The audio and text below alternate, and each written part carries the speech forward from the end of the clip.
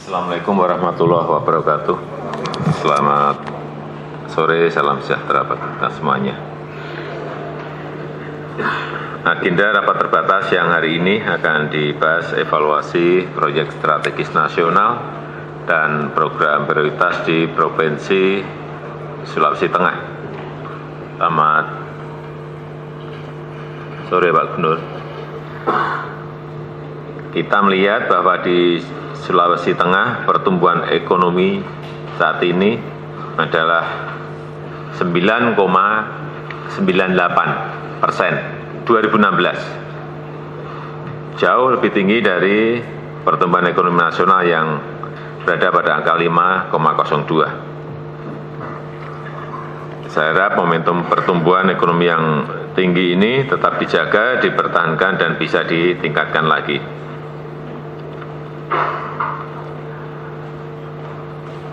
Dan momentum pertumbuhan ekonomi ini juga kita harapkan bisa berdampak pada pengentasan kemiskinan yang saat ini masih berada di angka 14,09% di Sulawesi Tengah, dan kita harapkan juga bisa mempercepat pemerataan pembangunan.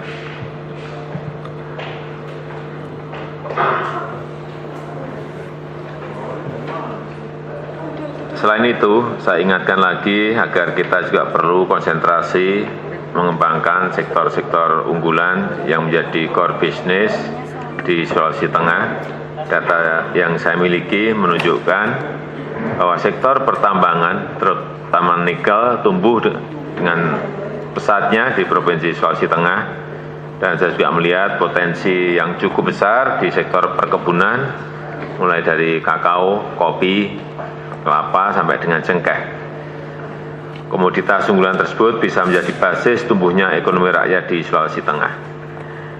Demikian pula di sektor kehutanan, Sulawesi Tengah memiliki hasil hutan berupa rotan dan berbagai jenis kayu seperti eboni dan meranti, dan saya minta komoditas hasil pertanian, kehutanan maupun pertambangan ini dapat diolah terlebih dahulu di Sulawesi Tengah, sehingga memberikan nilai tambah dan multiplier efek bagi masyarakat. Saya juga minta perhatian khusus pada pengembangan potensi di sektor perikanan serta wisata bahari, dan untuk itu saya minta langkah-langkah percepatan pembangunan infrastruktur untuk meningkatkan aksesibilitas menuju kawasan-kawasan perikanan maupun kawasan pariwisata. Kemudian